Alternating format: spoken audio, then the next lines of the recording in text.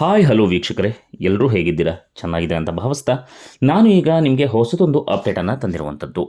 ಏನಪ್ಪ ಅಂತಂದರೆ, ಯಾರು ಹೊಸ ರೇಷನ್ ಕಾರ್ಡ್ಗೆ ಅರ್ಜಿಯನ್ನು ಸಲ್ಲಿಸಿದಾರೋ ಅಂಥವ್ರಿಗೆ ಒಂದು ಗುಡ್ ನ್ಯೂಸ್ ಇರುವಂಥದ್ದು. ಜೊತೆಗೆ ತುಂಬ ಜನ ಕಮೆಂಟ್ ಸೆಕ್ಷನ್ಲಿ ಕಮೆಂಟ್ ಮಾಡ್ತಾಯಿದ್ರು. ಏನಪ್ಪ ಅಂತಂದರೆ, ಸರ್ ನಮಗೆ ಗೃಹಲಕ್ಷ್ಮಿ ಯೋಜನೆಯ ಮೊದಲ ಕಂತಿನ ಹಣವೂ ಕೂಡ ಬಂದಿಲ್ಲ, ಎರಡನೇ ಕಂತಿನ ಹಣವೂ ಕೂಡ ಬಂದಿಲ್ಲ, ಏನು ಮಾಡೋದು ಸರ್? ದಯವಿಟ್ಟು ನಾವು ಯಾರನ್ನು ಹೋಗಿ ಭೇಟಿ ಮಾಡಬೇಕು ತಿಳಿಸ್ಕೊಡಿ ಸರ್ ಅಂತ ಕೇಳ್ತಾಯಿದ್ರು. ಅದಕ್ಕೆ ನಾವು ಉತ್ತರವನ್ನು ಕೊಟ್ಟಿದ್ವಿ, CDPO ಅಧಿಕಾರಿಗಳನ್ನು ಭೇಟಿ ಮಾಡಿ ಅಂತ ಹೇಳಿ, ಹಾಗೆಯೇ ಅಂಗನವಾಡಿ ಕಾರ್ಯಕರ್ತೆಯರನ್ನು ಭೇಟಿ ಮಾಡಿ ಅಂತ ಹೇಳಿ.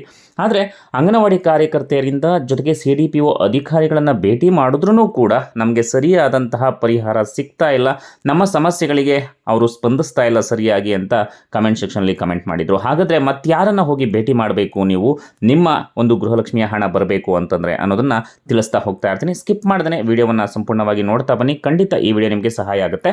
ಜೊತೆಗೆ ನೀವೇನಾದರೂ ಕೂಡ ಹೊಸದಾಗಿ ನಮ್ಮ ಚಾನಲ್ಗೆ ಭೇಟಿಯನ್ನು ಕೊಟ್ಟಿದ್ರೆ, ಇನ್ನೂ ಕೂಡ ನಮ್ಮ ಚಾನಲನ್ನು ಸಬ್ಸ್ಕ್ರೈಬ್ ಮಾಡಿಲ್ಲ ಅಂತಂದರೆ ಆದಷ್ಟು ಬೇಗ ಸಬ್ಸ್ಕ್ರೈಬ್ ಮಾಡ್ಕೊಳ್ಳಿ. ಯಾಕಪ್ಪ ಅಂತಂದರೆ ಮುಂಬರುವಂತಹ ಕರ್ನಾಟಕ ಸರ್ಕಾರದ ಗ್ಯಾರಂಟಿ ಯೋಜನೆಗಳ ಬಗ್ಗೆ, ಹಾಗೆಯೇ ನಿಮ್ಮ ಮನೆಯಲ್ಲೇನಾದ್ರೂ ಕೂಡ ಮಕ್ಕಳಿತ್ತು ಅಂತಂದರೆ ಅವರು ಶಾಲಾ ಕಾಲೇಜುಗಳಿಗೆ ಹೋಗ್ತಾ ಇದ್ದಾರೆ ಅಂದರೆ ಎಲ್ಲ ಸಬ್ಜೆಕ್ಟ್ಗಳ ನೋಟ್ಸ್ಗಳು, ಪಾಸಿಂಗ್ ಪ್ಯಾಕೇಜ್ಗಳು, ಜೊತೆಗೆ ಸ್ಕಾಲರ್ಶಿಪ್ ಅಪ್ಡೇಟ್ಸ್ಗಳನ್ನು ಕೂಡ ಕೊಡ್ತಾ ಹೋಗ್ತಾ ಇರ್ತವೆ. ಈಗ ಆಲ್ರೆಡಿ ಸ್ಕಾಲರ್ಶಿಪ್ ಅಪ್ಡೇಟ್ಸ್ನ ತಿಳಿಸ್ಕೊಟ್ಟಿದ್ದೀವಿ. 30,000ದಿಂದ 40,000ವರೆಗೂ ಕೂಡ ಸ್ಕಾಲರ್ಶಿಪ್ ಸಿಗ್ತಾ ಇರುವಂಥದ್ದು ವಿದ್ಯಾರ್ಥಿಗಳಿಗೆ ಹೇಗೆ ಅಪ್ಲೈ ಮಾಡಬೇಕು ಅಂತಲೂ ಕೂಡ ತಿಳಿಸ್ಕೊಟ್ಟಿದ್ದೀವಿ. ಸೊ ನೀವು ನಮ್ಮ ಚಾನಲ್ನ ಫಾಲೋ ಮಾಡ್ತಾ ಇರಿ, ನೋಡ್ತಾ ಇರಿ. ಫ್ರೀಯಾಗಿ ನೀವು ಸಬ್ಸ್ಕ್ರೈಬ್ ಮಾಡ್ಕೋಬೋದು ಕಣ್ರಿ, ಇದಕ್ಕೆ ಯಾವುದೇ ರೀತಿಯಾದಂತಹ ಚಾರ್ಜಸ್ ಇರೋದಿಲ್ಲ. ಸಬ್ಸ್ಕ್ರೈಬ್ ಮಾಡ್ಕೊಂಡ್ರಲ್ವಾ? ಬನ್ನಿ ಈಗ ವಿಡಿಯೋವನ್ನು ಶುರು ಮಾಡೋಣ. ಹಾಗೆಯೇ ನಿಮ್ಮ ಒಂದು ಪ್ರೀತಿಯ ಒಂದು ಲೈಕ್ ಬಟನ್ ಮೇಲೆ ಕ್ಲಿಕ್ ಮಾಡಿ. ಬನ್ನಿ ಈಗ ಮಾಹಿತಿಯನ್ನು ನೋಡ್ತಾ ಹೋಗೋಣ. ಈಗೇನು ಹೊಸದಾಗಿ ಪಡಿತರ ಚೀಟಿಗೆ ಅರ್ಜಿಯನ್ನು ಸಲ್ಲಿಸಿದವ್ರಿಗೆ ರಾಜ್ಯ ಸರ್ಕಾರ ಒಂದು ಭರ್ಜರಿಯಾದಂತಹ ಸಿಹಿ ಸುದ್ದಿಯೊಂದನ್ನು ನೀಡಿರುವಂಥದ್ದು. ಆದಷ್ಟು ಬೇಗ ಅರ್ಹ ಫಲಾನುಭವಿಗಳಿಗೆ ರೇಷನ್ ಕಾರ್ಡನ್ನು ವಿತರಿಸಲಾಗುವುದು ಅಂತ ಹೇಳಿ ಆಹಾರ ಮತ್ತು ನಾಗರಿಕ ಸರಬರಾಜು ಹಾಗೂ ಗ್ರಾಹಕರ ವ್ಯವಹಾರಗಳ ಸಚಿವರಾದಂತಹ KH ಮುನಿಯಪ್ಪರವರು ತಿಳಿಸಿದ್ದಾರೆ. ಈ ಕುರಿತಾಗಿ ಅವರು ಮಾಹಿತಿಯನ್ನು ನೀಡಿದ್ದು, ರಾಜ್ಯದಲ್ಲಿ ಯಾರು ಹೊಸ ಪಡಿತರ ಚೀಟಿಗಾಗಿ ಅರ್ಜಿಯನ್ನು ಸಲ್ಲಿಸಿದ್ರು ಸುಮಾರು 2.90 ಲಕ್ಷ ಅರ್ಜಿಗಳು ಸಲ್ಲಿಕೆಯಾಗಿದ್ವು.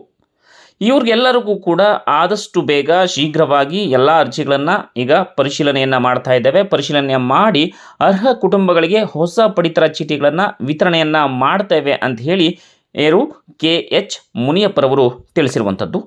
ಪಡಿತರ ಚೀಟಿಗೆ ಈಗಾಗಲೇ ಅರ್ಜಿ ಸಲ್ಲಿಸಿದವರ ಅರ್ಜಿಗಳ ಪರಿಶೀಲನಾ ಕಾರ್ಯ 75% ಪರಿಶೀಲನಾ ಕಾರ್ಯವು ಪರಿಪೂರ್ಣಗೊಂಡಿದೆ. ಇನ್ನು ಪರಿಶೀಲನಾ ಕಾರ್ಯ ಸಂಪೂರ್ಣವಾಗಿ ಮುಗಿದ ನಂತರದಲ್ಲಿ ಅರ್ಜಿ ಸಲ್ಲಿಸಿದವರ ಪೈಕಿ ಅರ್ಹರಿಗೆ ಮಾತ್ರವೇ ಪಡಿತರ ಚೀಟಿ ಕೈ ಸೇರಲಿದೆ. BPL ಕಾರ್ಡ್ ಅಥವಾ APL ಕಾರ್ಡ್ಗೆ ಯಾರು ಅರ್ಜಿಯನ್ನು ಸಲ್ಲಿಸಿದರೋ ಅವ್ರಿಗೆ ಇದು ನಿಜವಾಗ್ಲೂ ಕೂಡ ಖುಷಿಯ ವಿಚಾರ ಅಂತಲೇ ಹೇಳ್ಬೋದು. ಇನ್ನು ಮತ್ತೊಂದು ವಿಷಯ ಏನಪ್ಪ ಅಂತಂದರೆ, ಕರ್ನಾಟಕ ರಾಜ್ಯಾದ್ಯಂತ ಗೃಹಲಕ್ಷ್ಮಿ ಯೋಜನೆಗೆ ಅರ್ಜಿಯನ್ನು ಸಲ್ಲಿಸಿದ್ದಾರೆ. ಆದರೆ ಮೊದಲನೇ ಕಂತಿನ ಹಣ, ಎರಡನೇ ಕಂತಿನ ಹಣ ಇನ್ನೂ ಕೂಡ ಪಡ್ಕೊಳ್ಳೋದಕ್ಕೆ ಸಾಧ್ಯ ಆಗ್ತಾ ಇಲ್ಲ. ಹತ್ತಿರದ CDPO ಅಧಿಕಾರಿಗಳನ್ನು ಭೇಟಿ ಮಾಡಿದ್ದಾಯಿತು, ಮಹಿಳಾ ಮತ್ತು ಮಕ್ಕಳ ಕಲ್ಯಾಣ ಇಲಾಖೆಗೆ ಭೇಟಿಯನ್ನು ಕೊಟ್ಟಿದ್ದಾಯಿತು, ಕರ್ನಾಟಕ 1 ಗ್ರಾಮ 1 ಎಲ್ಲದಕ್ಕೂ ಕೂಡ ನಾವು ಭೇಟಿಯನ್ನು ಕೊಟ್ಟಿದ್ದಾಯಿತು. ಆದರೂ ಕೂಡ ನಮ್ಮ ಸಮಸ್ಯೆಗಳಿಗೆ ಪರಿಹಾರ ಸಿಕ್ಕಿಲ್ಲ. ಏನು ಮಾಡೋದು ಸರ್? ನಮ್ಮ ಖಾತೆಗೆ ಹಣ ಬರಬೇಕು ಅಂತಂದರೆ ದಯವಿಟ್ಟು ತಿಳಿಸ್ಕೊಡಿ ಸರ್ ಅಂತ ಕೇಳ್ತಾ ಇದ್ರು.